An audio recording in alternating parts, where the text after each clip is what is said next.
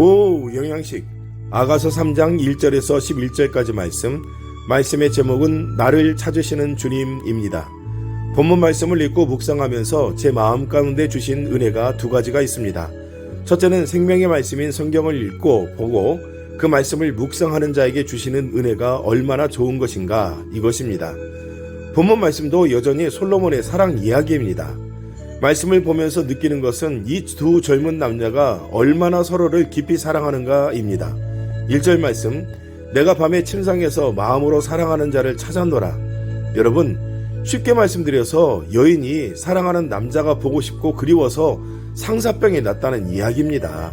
얼마나 보고 싶은지 잠자리에 누워 꿈속에서조차 자신이 사랑하는 연인을 찾아 헤맸다는 것이고, 결국 잠자리에서 일어나 성 안에서 찾아 헤맸지만 쉽게 찾지 못합니다.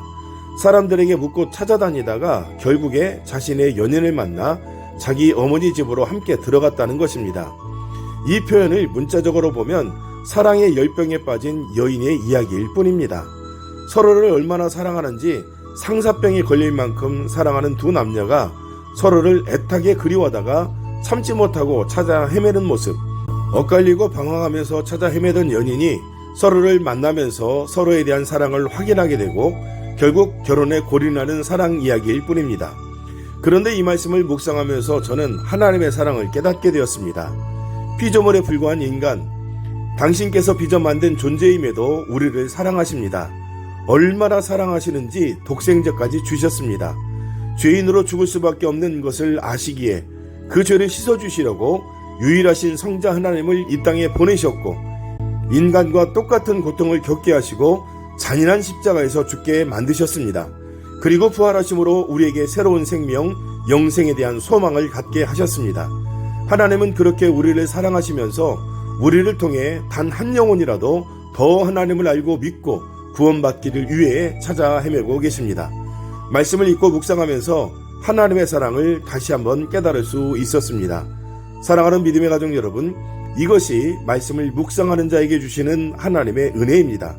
말씀을 묵상하지 않는 자는 느낄 수 없는 은혜요 축복입니다.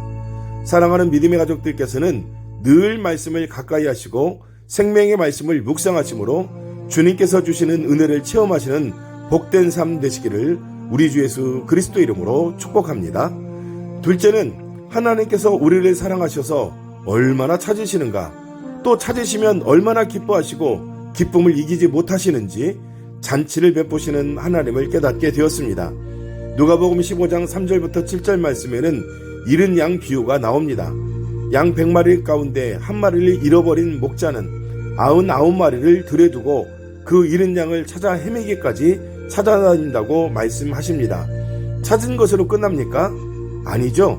목자는 집에 와서 잃어버렸던 양을 찾은 기쁨으로 인해 친구들과 이웃들을 초청해서 잔치를 베풉니다. 경제적으로 따져보면 손해입니다. 한 마리 찾겠다고 나머지 99마리를 들에 두었다가 맹수가 공격이라도 하면 훨씬 더 손해일 수 있습니다. 또한 어디에 있는지도 모르는 양을 찾아 헤맵니다. 피곤하고 힘들어도. 그리고 한 마리 찾았다고 그것이 기뻐서 집에 돌아와서는 친구들과 이웃을 초대해서 잔치를 베풀어요. 배보다 배꼽이 더 큰 것 아닌가요? 여러분, 하나님께서 우리를 이렇게 사랑하십니다. 우리 하나님은 한 영혼을 이렇게 사랑하십니다. 주님을 떠나 세상 속에 헤매고 있는 영혼을 찾아 헤매십니다.